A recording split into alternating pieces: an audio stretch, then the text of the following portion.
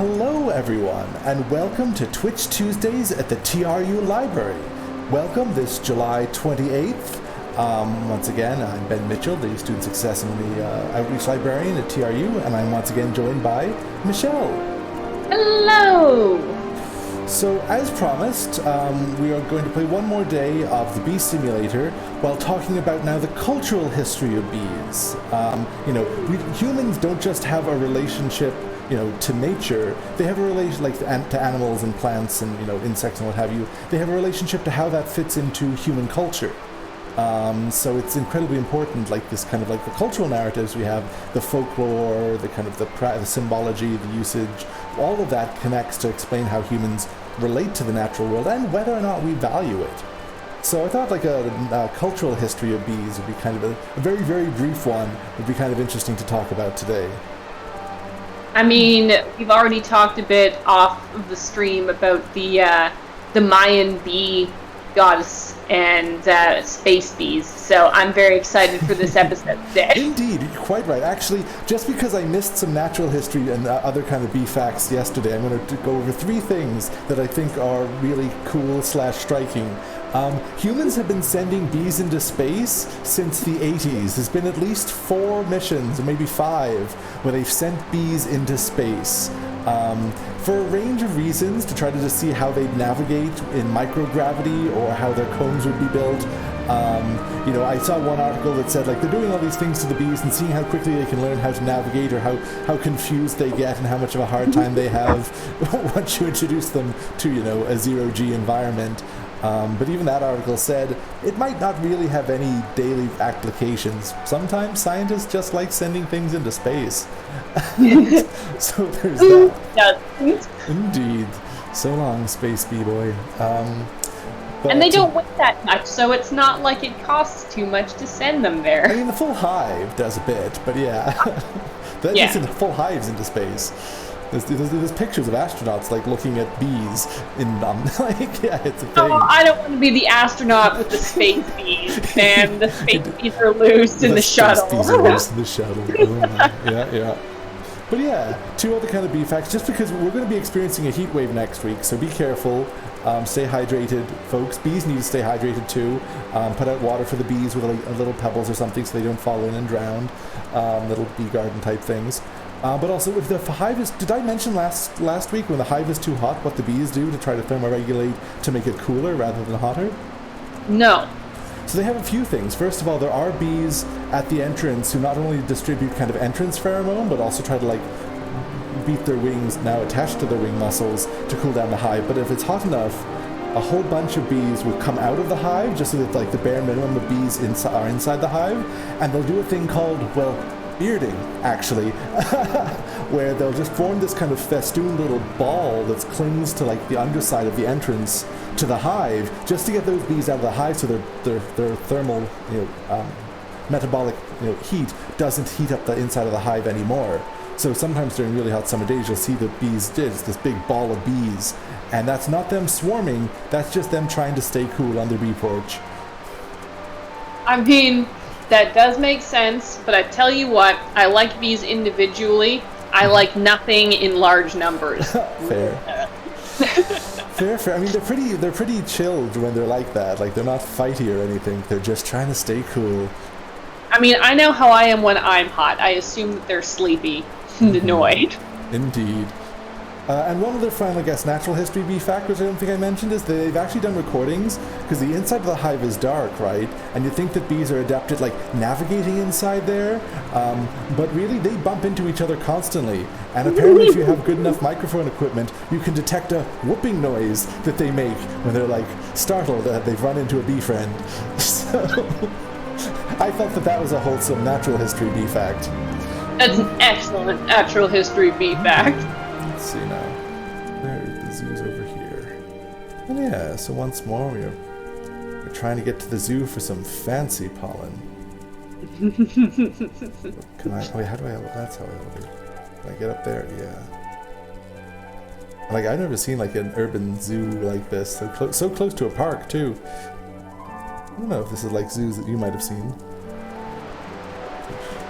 No, I think the zoos that I've seen are usually outside the excuse me, city limits.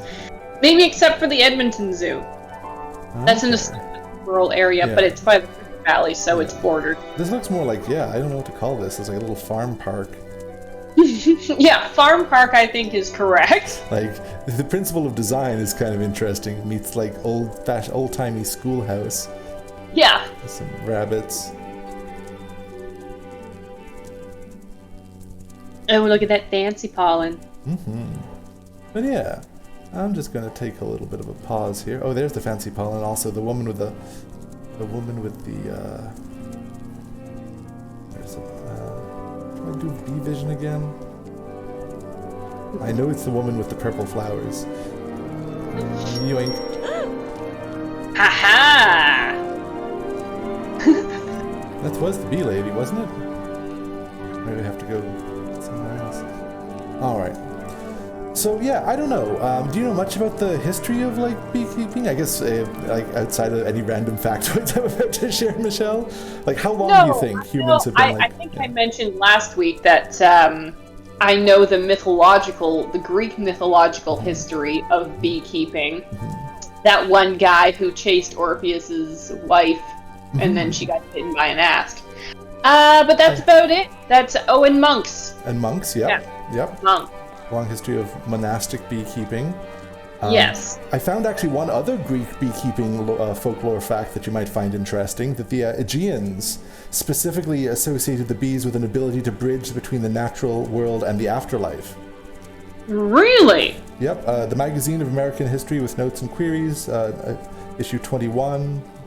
Albeit my source for this fact is from 1889, so make of that what you will.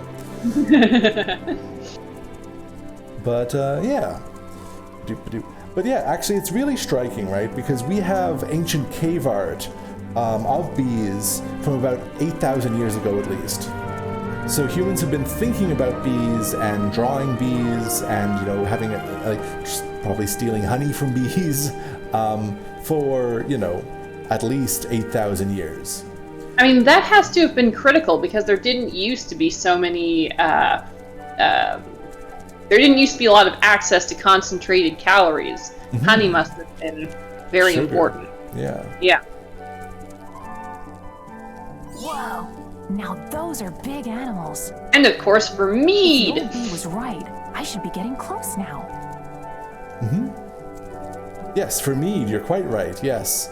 The Vikings or the Scandinavian folks were quite into that. But yeah, and one of the things is too, right? You look at ancient kind of religious texts. There's mention of bees and honey in the Talmud, the Torah, the Old Testament. There's mention of bees in the Bhagavad Gita. There's mention of bees in various Buddhist texts and scriptures. Like a whole bunch of religious texts bear witness to the cultural history and importance of bees around the world. In fact, as you mentioned, actually, I was just before the stream, because I can't stop bee researching, it seems to be a problem. I actually found some more really interesting sources about bee lore from the stingless bees of the Yucatan Peninsula, which are incredibly important, still are to the indigenous peoples of the Yucatan Peninsula, but to the Mayan civilization in general. They actually had a special bee god.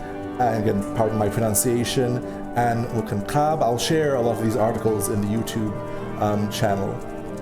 They had a special bee god. They were, where are we going? They had a whole bunch of different names for the different kinds of bees. Stingless bees, either Koleb Kab or I'm not sure how to pronounce the X in the language. Wanan Kab, literally lady bee or bee woman. Also different kinds of native bees to the area. The indigenous Mayans would sometimes feel like brown and black ones, referred to as Z-NUK or old woman bees. And quite interestingly, historically, wild bees, thought of as feral and said to live underground, were known as Balam Kab or jaguar bees in the culture, just kind of, and their different relationship to those bees.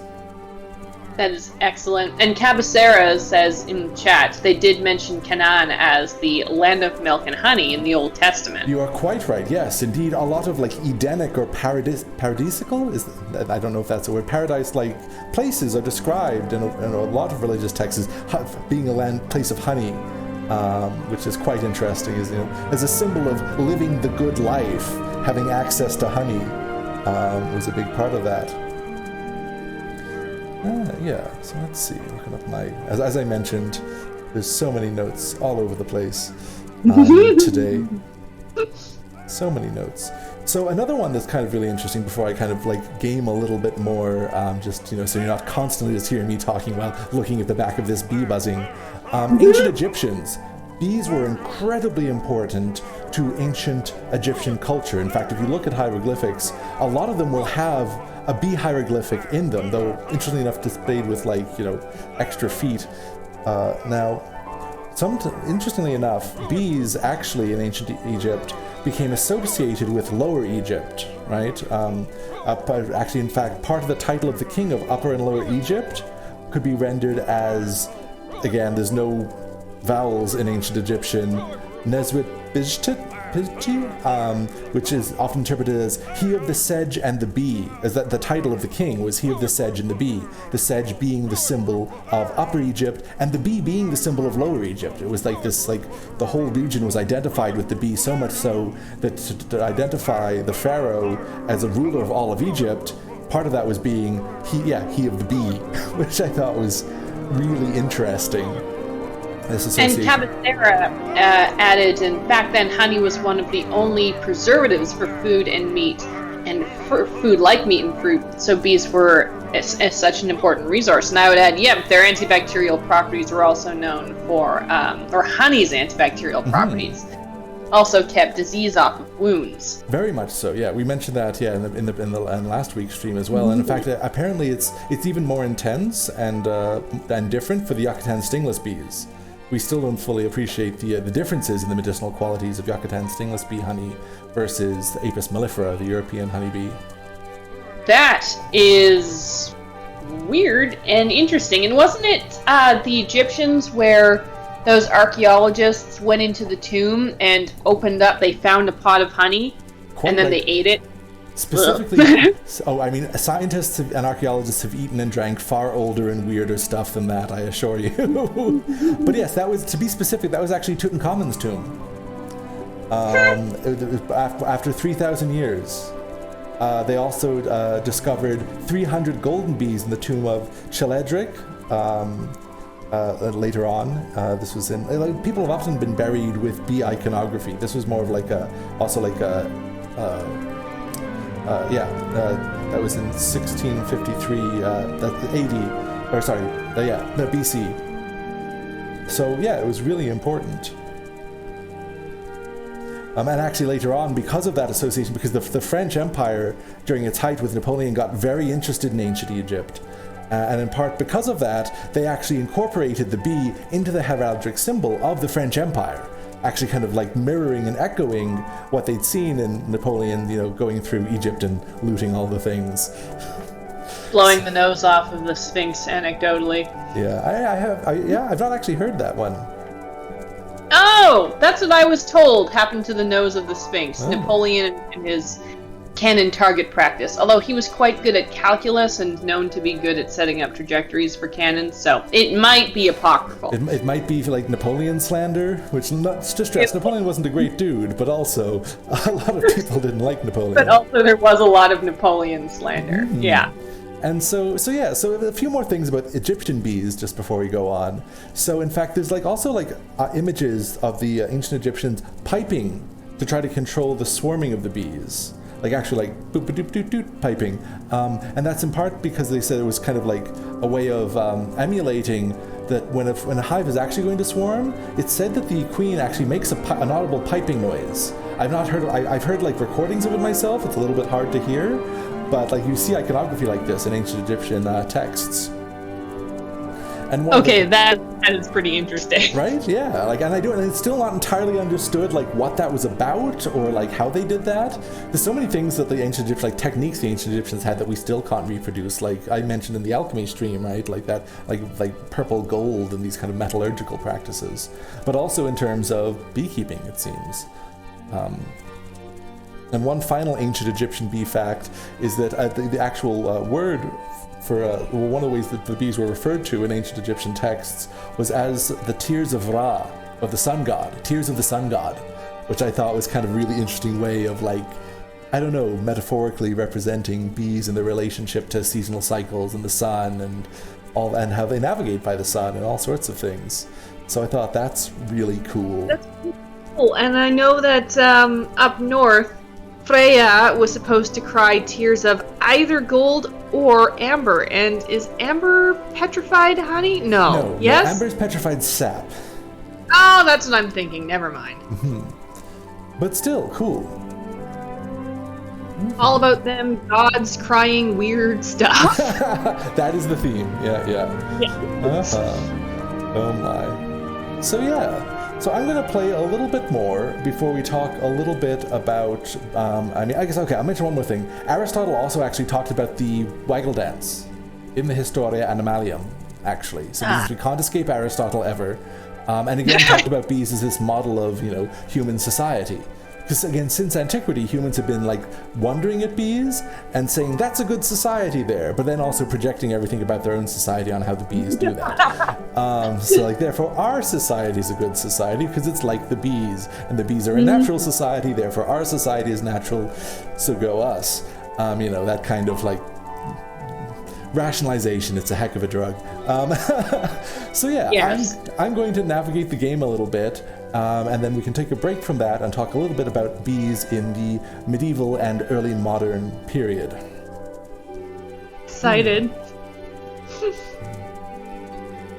What a beautiful... Flower Lady. Yeah, Flower Lady always has legendary flowers in her basket. I can smell some very rare flowers. I already did. Okay. The Flower Lady must be nearby. But you didn't have the mission yet. That's true. I still really enjoy it being named Beeskit. Beeskit ball. Yes, that is good calling. But I will need more than that. There are other bees around. You can kind of actually... Maybe they can point me in the right direction. You can actually kind of see that when you get more pollen, it does actually build up in her pollen baskets on her legs. Whoosh. How are we doing for time? Oh yeah, we're doing great for time.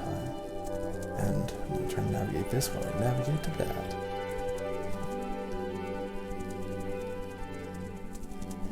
Bees are the height of civilization, says Cabacera. Quite right. And there's more to talk about there as well. Oh no, I got too far. Here we go. Better than all of the folks who try to base society on not real ideas about wolves. Sure, one race. Also true. If you catch me, I'll tell you. Yeah. Oh, it's another race. Well, here we go. Let's try to navigate this. This is why I did easy, because it takes mercy on me if I mess up too often. Oh, it resets my Beatro. Beatro. Oh no! Oof. Oh, that's yeah. okay. It'll make turning a bit easier. If I only could, like... Oh, God. I can't even see where the bee is. I just have to trust that these green loops will actually take me where I want to go.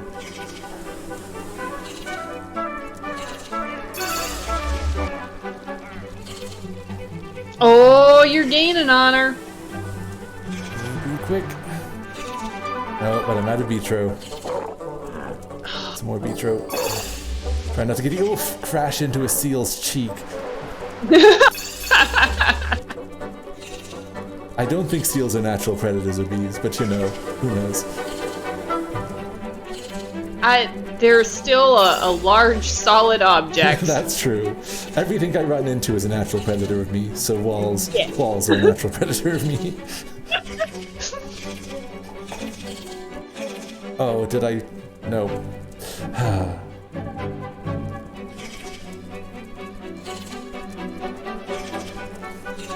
Alright, round 2. I believe in you, bud. Oof. Well, I'm sorry for you. that tunnel, because like I don't really descend easily, Oh, yeah. so like that tunnel is always going to trip me up. 'Cause- You are doing better than last time. Last time you were at the worst point 900 centimeters behind. You are currently Oh, those hovering. flies slow me down. I avoid the seal's cheek this time. Oh, hey, I thought I did. Oof. Oh well. Oh, poor Ramit. You are too far from the track. Would you like to skip? Confirmed. Good race. You got me. Sure I did. Sure I did. There That's are what I tell really myself. epic flowers in the tropic zone. Epic flowers. Thank you. Good luck, and listen. There are many fast bees around the park. If you're up for a challenge, they'll be happy to race ya. Alright, and then they just disappeared. So long. Alrighty. So the track- Fast Bee Jordan, the Bee Ninja. It looked like a bee smoke bomb.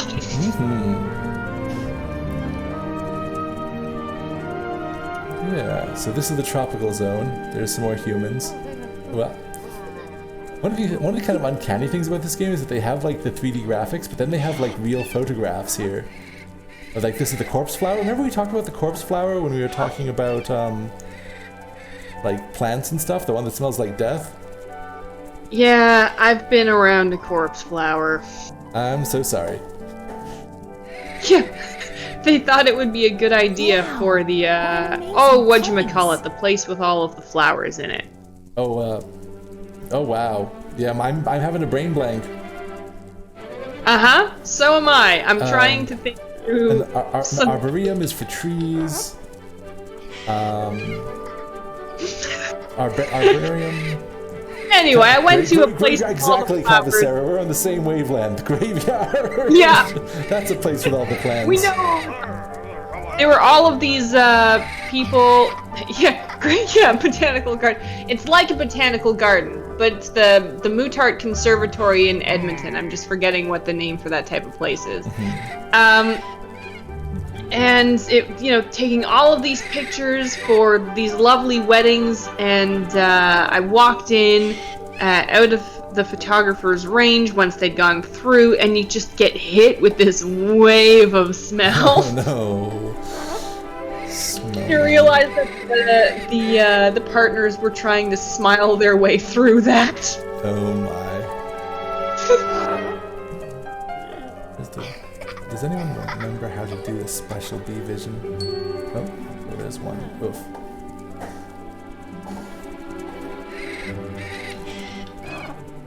Nope. 2. 3. Yeah, till death do us part. That's right. Indeed. Oh, can you just imagine a wedding bouquet of those? Like a giant wedding. Yeah. There we go. Knowledge points. Earn knowledge points by collecting pollen, completing quests, challenges, and things. You spend to unlock animal statues, 3D models, and new skins for your bee. We can reskin our bee, which is both cool and kind of disturbing, depending on how you look at it. But yeah, so we got those.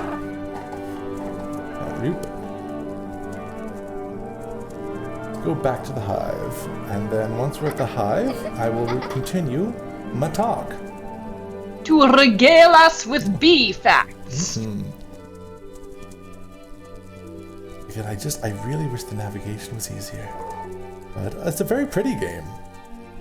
It really is.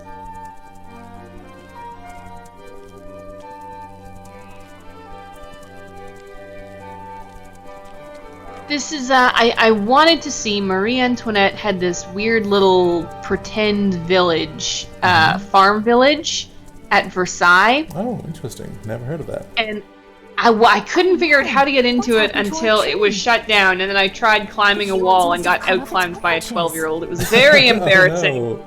but I did help some kids break the rules, so I kind of enjoyed that. Anyway. You know, I mean, I feel like you're not. Are you really a librarian if you're not being at least a little bit subversive? Right? Why? There were still people in there, and the guards just weren't letting the 12-year-olds in to see the chickens. So, anyway. Point is, this looks like they got the idea from something like that. This is a fake little... Yeah. Yeah. It's the idea of bees more than...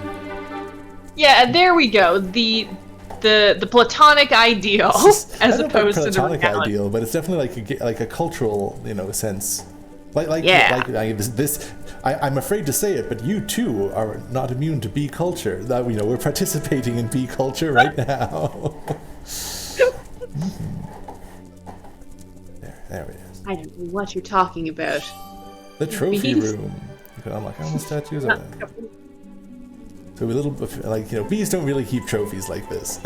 I'm happy to tell you this, but this is... I'm so disappointed. No bee trophy room, no bee library. Ben, you're ruining all of this for me. It is kind of interesting. It has these little... Okay, so this is the trophy room, is where you see these little descriptions of the different kinds of animals and the grasshopper. You can fill up your book with different kinds of flowers. But this is kind of neat again. I really want this game to be easier to navigate, because I think this is really cool to incorporate rewards. It's these are all real flowers, right? Dandelions are great for bees. Oh. Sorry, yeah? Dandelion leaves are also delicious. Would have with oil and vinegar. Yeah, pretty tasty. I've heard dandelion wine can be good. Anyway, I'm getting a little bit off track there. Showing bee colors. I could go for some they can make chicory too, which is a coffee-like drink out of roasted dandelion roots. Yes, I've had roasted dandelion roots. That's an odd flavor of tea, but interesting. I've heard that it's replaced coffee during the war and rationing. My mother actually grew up on it, but that's because she was poor and British. Ah, yes. Poor and British does result in some unique foods. Mostly boiled. But yeah. So let's see, where was I in my notes? So bees continue to be really important. I'm going to kind of, again, I'm sorry, most of my knowledge is kind of Eurocentric, outside of being really interested now in the stingless bees of the Yucatan Peninsula.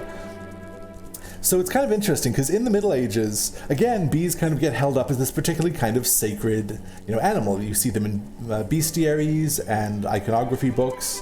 There was kind of a sense in the early medieval period, as I understand it. Where's my notes for this one? So I'm not making things up on you. Where, actually it wasn't, bees didn't have queens, but they had kings. Of course. Because, you couldn't have, a woman in charge. Heaven forbid women have everything, right? Like the meme. Another thing, actually, so medieval apiarists knew that bees swarmed, right? That they divided the hive. But there was still kind of a very prominent theory of how, simple life developed or formed, called spontaneous generation. Is that something you've heard about before, Michelle? Oh, maggots guy. No, we haven't had this discussion. We've had a different maggot talk, which is yeah, which is something to say. We're here to entertain you, folks. No, but you're right. You're quite right. So, for quite a long period of time, for the Middle Ages, really right up until, it changed in form somewhat, but the 18th century or so, there was a view that life could spontaneously generate. Generally simpler kinds of life, but that's just something that happened when the conditions were right. And oftentimes it was seen that when the conditions were right was, if you just leave, food out overnight, you come back in there, and if you leave it there long enough, it'll start having things crawling out of it, which is, kind of horrific and uncomfortable, but the sense of they just emerged from that putrefying flesh, just spontaneously. Usually this was flies, i.e. maggots, because that kind of makes sense. You leave meat out long enough, it will seem to spontaneously generate maggots, but, there's a reason for that. But also bees, actually, and you see some bestiary things about specifically dead cattle producing bees. which was the thing. In fact, like even though like they didn't fully believe that like insects and other things came that way, but spontaneous generation was only really kind of like, I mean, you know, largely disproven with I'm blanking on the name, French. Pasteur, Louis Pasteur, in the 19th century. But then again, they weren't in that time period. They didn't think that insects just came spontaneously, but other simpler, you know, molecular kind of, not molecular, microscopic organisms developed spontaneously. Ba-doop-ba-doop-ba-doop. They also kind of had a belief that like they actually like the bees chose the noblest bee among them to be their king, right? And that they had special kind of wars with other bees, which like some bees, honeybees will occasionally steal honey from other hives, like they're not above that, but it's not a full-on like war. There was actually also a view, you know, like bee wrongdoers, bee criminals in some of these hive narratives would essentially use their sting to like, you know, die protecting the hive as a form of penance. So again, like reading a whole bunch of kind of Christian Bee Redwall. Yeah, kind of like a bee Redwall. Yeah. So like, yeah. So bees became a symbol of, you know, like, again, well-ordered society, and they got quite closely associated with, you know, with the clergy, as you mentioned. Monasteries often had hives and reverends even, which was considered to be a very good hobby for a reverend to keep bees, which was interesting, which we'll actually talk more about when we get into, like, actually some Canadian history of bee lore as well. They are symbols of society and all sorts of things. But increasingly, they also became associated with the papacy. And in fact, you'll see if you do a search for like iconography of the papacy, like the heraldic bees became associated with the Pope. And this went, and I think this is still a thing, but like I know it was particularly a thing in the early modern period, so kind of moving out of the Middle Ages more into like the 15th, 16th, 17th kind of centuries, I guess, which is where actually it's kind of interesting that there was this anti-Galilean treatise that I saw in my undergrad that actually had the papal bees fixing the Earth in place, right? So, you know, Galileo argued that the Earth went around the sun. Geocentrism, or the default theory, was that the sun went around the Earth. So in this kind of frontispiece, these old pictures that came at the start of books in the early modern period, yeah, they had these special papal bees holding the Earth in place to kind of like, as part of their like proof that like the Earth didn't move, which I thought kind of symbolically showing that like what you're going to read has, you know, de facto papal authority associated with it because it's defending, you know, the church's official position. Geocentrism. Yeah. Yeah, I mean, William Shakespeare, you know, Shakespeare wrote about bees in King Henry V. Has quite a little kind of like aside on them, right, where he calls them creatures that by a rule of nature teach the art of order to a peopled kingdom. It has the singing masons building roofs of gold, the civil citizens kneading up the honey.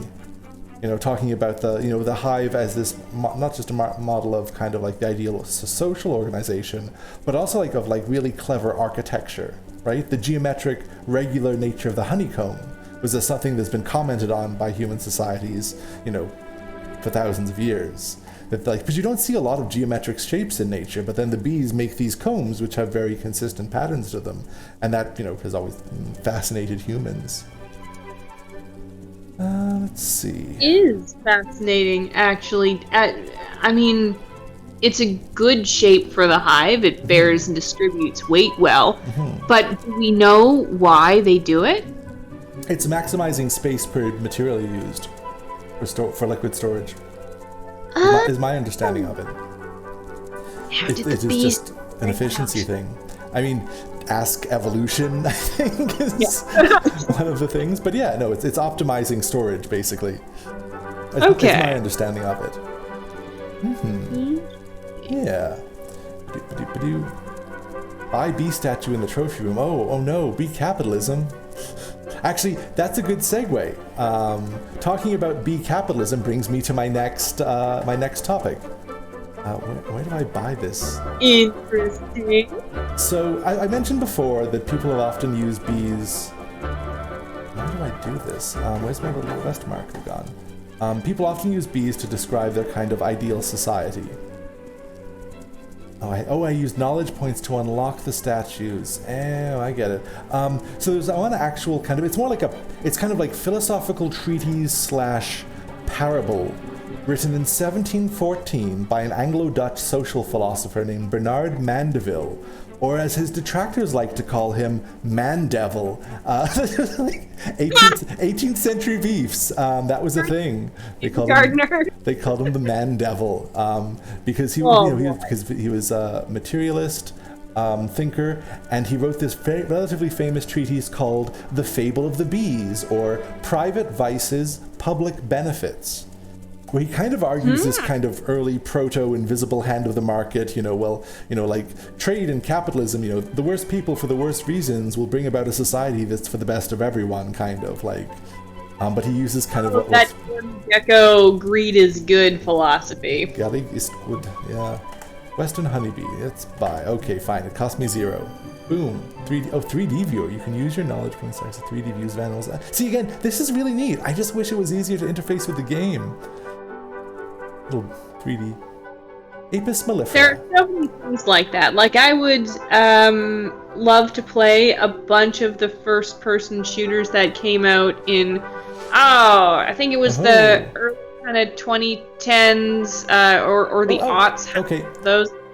I stand corrected. You can see very clearly here the Ocelli that I mentioned last week. So maybe there it is. So maybe it's just hard to see on the B model when you're actually flying around, but give credit where credit is due to the game designers. There's the extra eyes. We found them after all. Well done, folks. Mm-hmm. Yeah.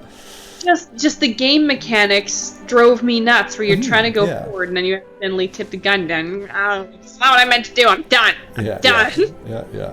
All right, so we got... That went well. I should drop off all this pollen. Oh, it's a big old statue too. So that's kind of cool. We talked about bee capitalism.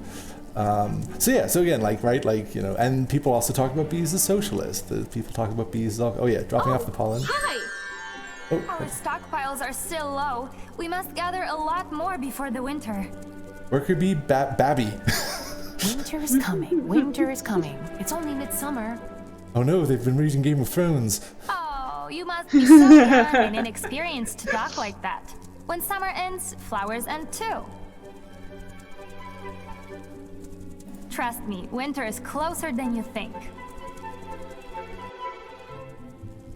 Collect as much pollen as you can carry. Okay, so just back to the bee grind. Is this the way out? Yes, it is. Alrighty. Well, let's see other things. Charles Darwin. I guess it's back to work then. Was quite interested in bees, and in fact, when you think about evolutionary history, like he had theories of it, but it was quite a concern, right? Because if you think about evolution just working on individual organisms and their fitness, how do you explain how bees evolved? Because only the queen is the one laying eggs. Why would the other bees, they're not necessarily carrying on their own genetic lineage, right? This kind of theory of kind of altruism, and that bees were kind of very important in kind of thinking through what that meant. In fact, it wasn't kind of conclusively proven in science until the 1960s. I don't know if you've heard the term the theory of inclusive fitness by William Hamilton, arguing that it's the reason why social insects and social creatures have altruism at all is because you're protecting a fraction of your genetic lineage. In fact, I don't know if it was Hamilton himself who said it, but I remember this one evolutionist kind of, joking in relationship to the theory of inclusive fitness that, I'll lay down my life for 2 brothers or 4 cousins. Just kind of in a very kind of, dry biologist humor sort of way. And he was really interested in bees. He actually would get his children on. He had a huge estate, right? He would get his children to help him observe bees and their motions. Where's this note? The Darwin Correspondence Project is online. You can read a whole bunch of his letters and mail. So if you're the kind of person who's into history for going through strangers' mail illegally, the Darwin Correspondence Project might be of interest to you.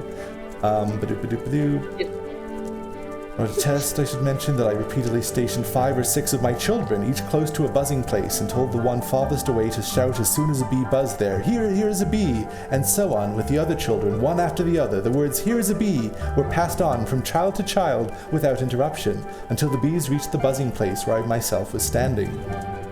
It was a letter he wrote to Herman Müller sometime before May 5th, 1872. He in fact actually also wrote in a different correspondence letter to someone who was asking him about bees, that he'd tell him to leave the bees alone, basically. One would lament to see these industrious, happy-looking creatures punished with the severity proposed by your correspondent.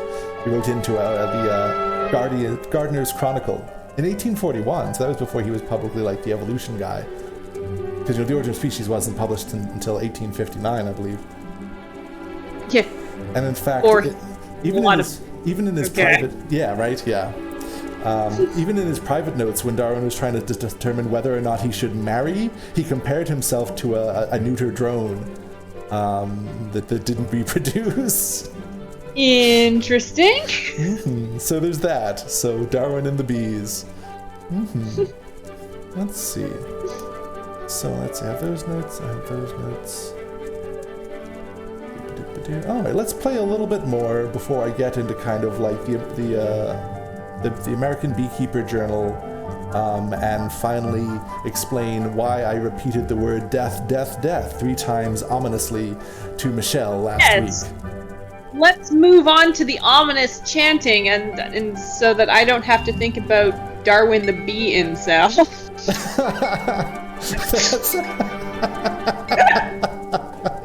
Oh my, well that's gonna live rent-free in my head from now on. Oh my.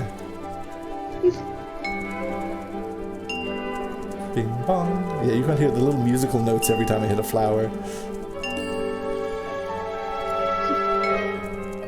Curse you, feedback. Yeah. I can refuse bing bong bing. No, it's not as charming when I do it.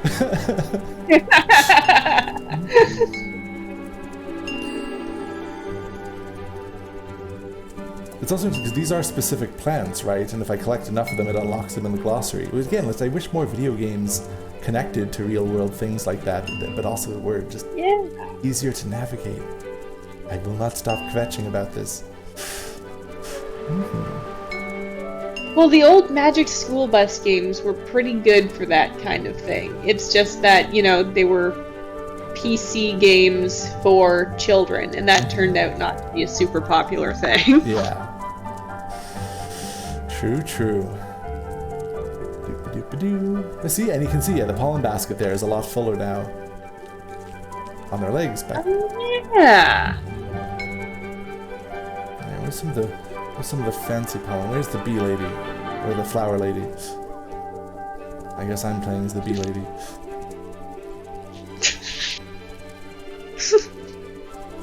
There you are.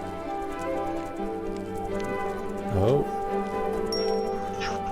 I can't glide through it. No. Oh no, I can't. Oh. There we go. No, still need 20 more. So, come on, let's go. Gotta go fast.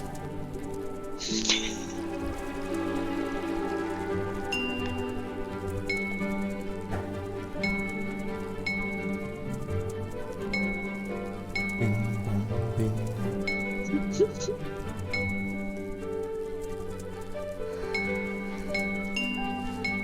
And fence. Fences. Also a natural predator of bees. Indeed. There we go. Take the pollen back to the hive. Let's see, how is the chat going? Chat is still pretty chill. Thanks for stopping by, Cavacera. It's always appreciated.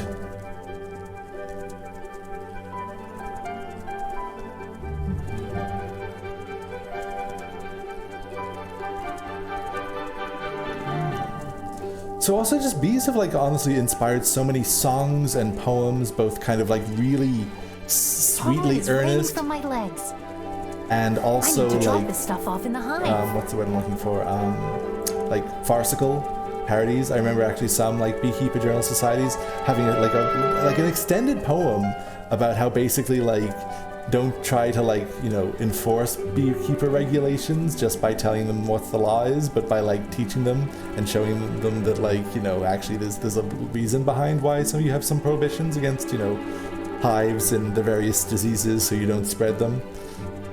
I mean, great principle of teaching in general, actually. Yeah, and that's why, you know, I don't like, you know, doing the whole fear of God style teaching. Let's see now. So yeah, one other thing I actually want to mention. Me. I've gathered tons of pollen. Want to mention Time was, to take it back to the hive. where is this text? I have so many tabs open.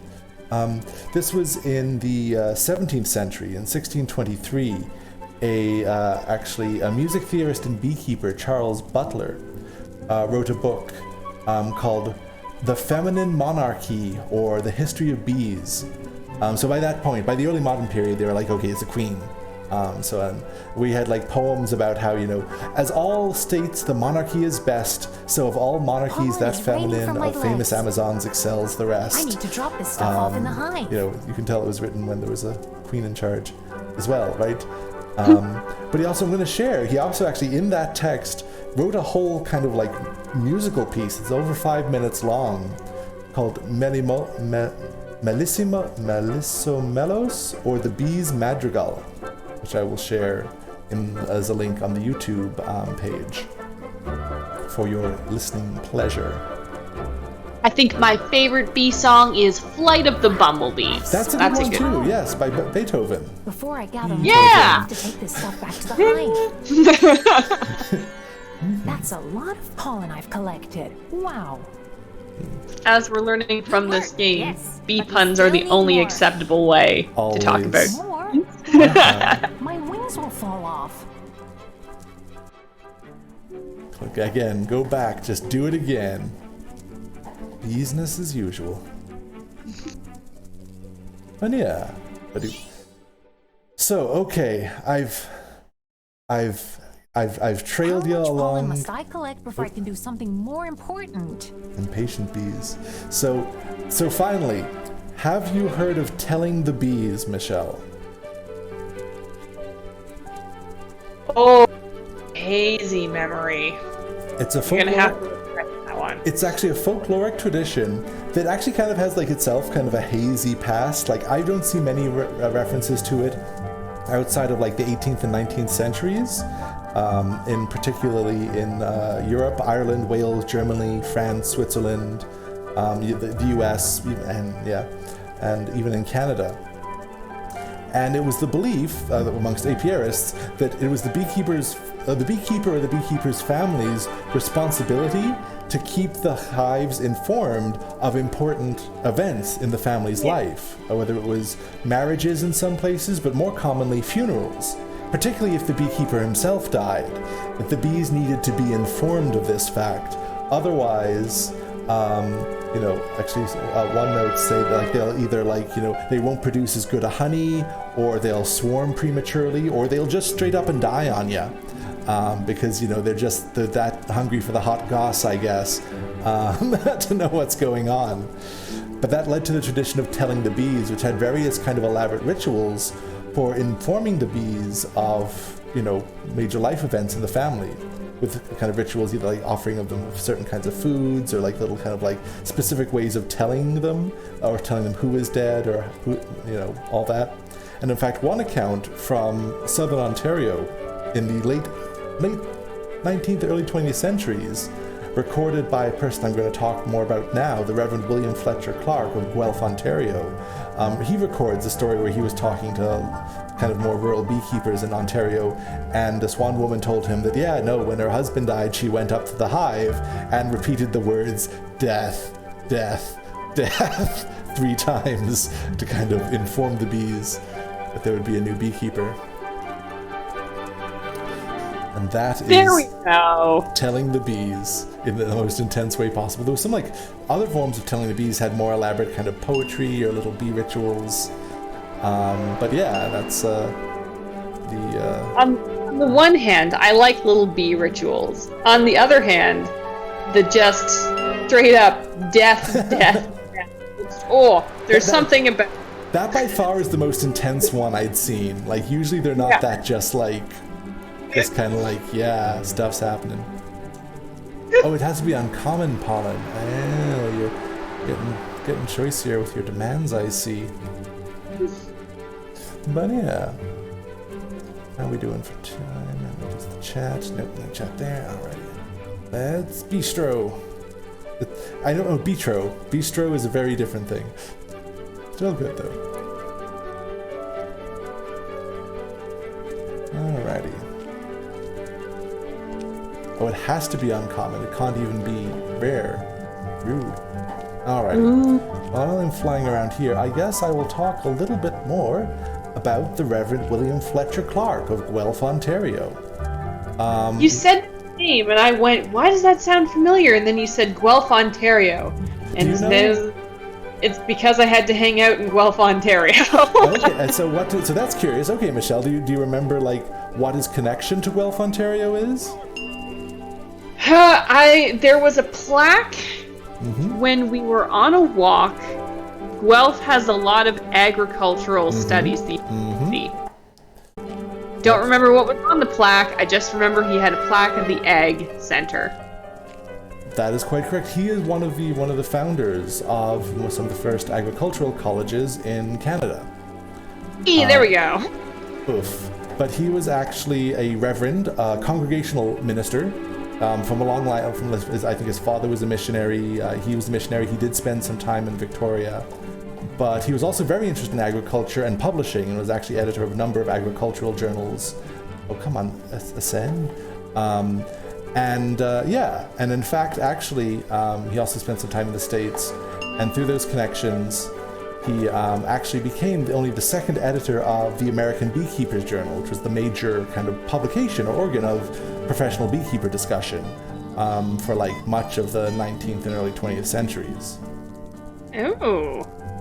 So he got involved in a whole bunch of heated debates. Apparently, like, he had a reputation for being kind of a like tell you what's really on his mind, even if it's kind of like brusque sort of person. In fact, he was once kind of investigated for the scandalous behavior of, and I quote, playing cards with his students. So that was a thing. But yeah, so kind of an interesting character.